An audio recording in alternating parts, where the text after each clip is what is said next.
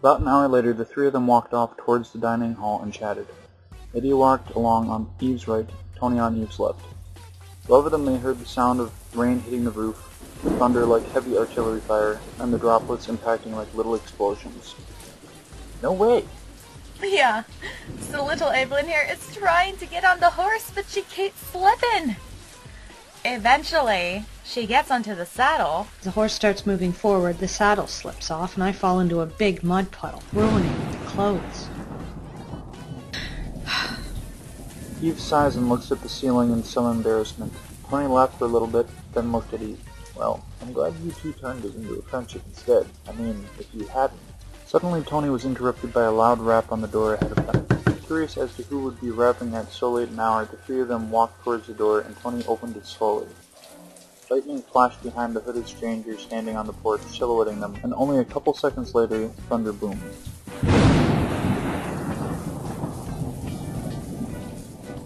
Yes, can I help you? Tony asked, and the figure extended a newspaper. I'm here about the advertisement. For a room to rent? Oh! Eve exclaimed, relaxing a little. She stepped forward, taking the stranger's arm. Please, come in, come in. My, your arm is chilled to the bone. Let's take you to the living room fireplace. The stranger gave a slight nod, but didn't shiver despite the saturation of rain in his attire. Thank you. A few minutes later, the stranger sat down in the chair closest to the fireplace. Sorry to speak loud at you, but could you lower your hood? It's hard for me to talk to someone if I can't see their eyes. Tony asked, and Mortimer looked at the youth, whose own hair concealed his eyes the majority of the time. Well, aren't you the cattle calling the pot black? Mortimer thought with a quick and subtle twitch of his lips into a sly smile. Certainly. Dreadfully sorry. The stranger lowered the hood slowly, revealing his face. His eyes were a blue that shone brightly even though they faced away from the only source of light in the room. His hair, or corn husk blonde, was spiked in an unusual but not uncommon style, with black fangs hanging down on either side of his eyes. He leaned his right cheek against his right hand, the arm's elbow firmly on the chair. Mortimer moved on to Lydia with the tray as Eve took the mug filled with the most liquid. Better? Much. Thank you. Now, before we rent out to you, there are a few things you might have to ask from us, and of course we'll have a few for you as well. Eve splayed her fingers in front of her face, and Lydia also looked at the tray, grinning as she took one of the mugs. If we do rent to you, you'll be allowed to room in any one of the currently empty rooms, and some modifications can be done to it for a small fee, if you detail them to our caretaker here. Are there any particulars you'd require as a starting point? A corner room, perhaps? The stranger's jaw still on his fist, his head tilted to the side in thought. Yes, thank you. A room as elevated as possible with a view of the road. Secluded is preferable. I suppose I should mention that I value my privacy. Eve looked over at Mortimer, who was crossing the room on the side, and at Lydia. I believe we have just the room for you, and privacy is a matter we hold in highest regard. Mortimer stood next to the prospective tenant, lowering the tray. Would you like some hot cocoa, Mr. Smith. Emmett Smith. Yes, I would. Thank you. He gingerly took the closest one from the tray and held it in his left hand. As he did so, Mortimer attempted, as always, to hear the stranger's pulse. Typically, if someone was intending to harm Evelyn, their heart rate would increase enough that he could tell they were nervous, despite how blank and emotionless they may have otherwise appeared. This man, however, had a most methodical and steady rate, so even the vampire could have used it as a metronome. Mortimer uneasily moved back towards the kitchen, offering Tony the last mug before disappearing in thought. Well, Mr. Smith, shall we begin the interview? Certainly. But please, call me Emmett. He tipped back his mug to take a sip, listening quietly. Although we won't ask you to divulge any secrets, we do not wish to harbor a criminal or have any less than at least courteous tenants, as you can imagine. So do we have anything to fear from you? And if not, would you please describe why you would be an ideal tenant? Emmett held the mug in front of him, angled back at him so it wouldn't spill out as he leaned forward. The only crime I have committed, if you could construe it as such, is my continuing existence and unintentional impact on my environment, both local and global. I would be an ideal tenant because I would not require much attention, I would be relatively quiet, and, most importantly, I would pay each month in advance, and the first 6 months now, if you wish. Mortimer returned with the empty tray and began collecting the empty mugs from the residents. And may we ask what it is exactly that you do, Emmett? Eve asked, relaxing her hands against the arms of her chair. It is your prerogative to do so. I'm a technician of varied expertise.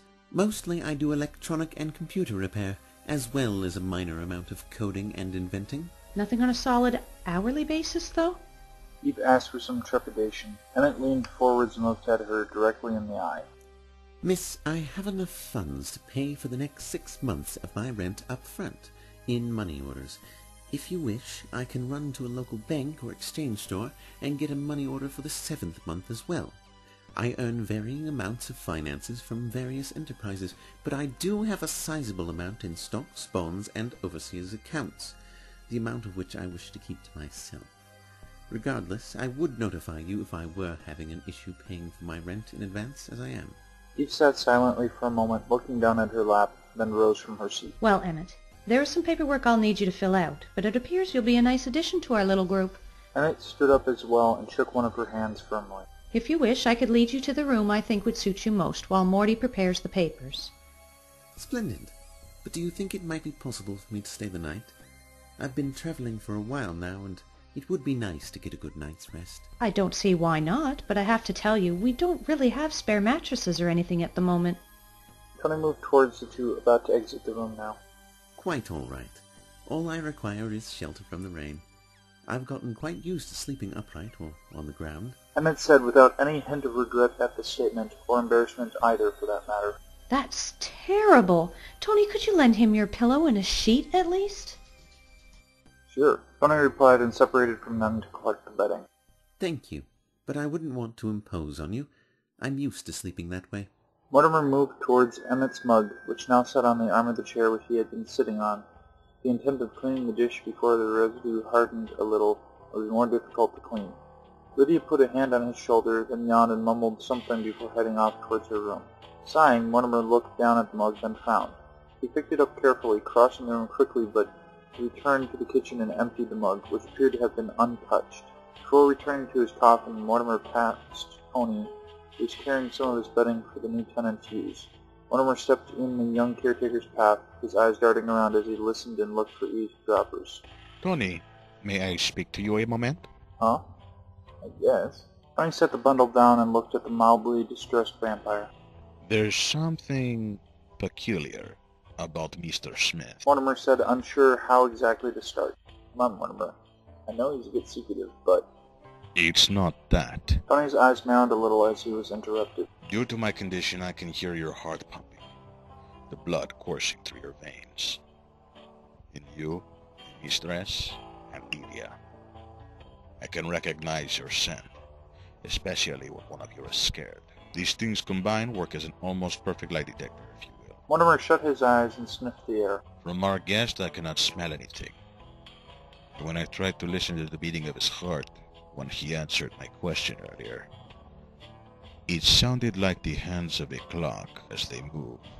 Mortimer's eyes opened again and he stared intently at Tony. I am not certain who or what he is, but I cannot read him.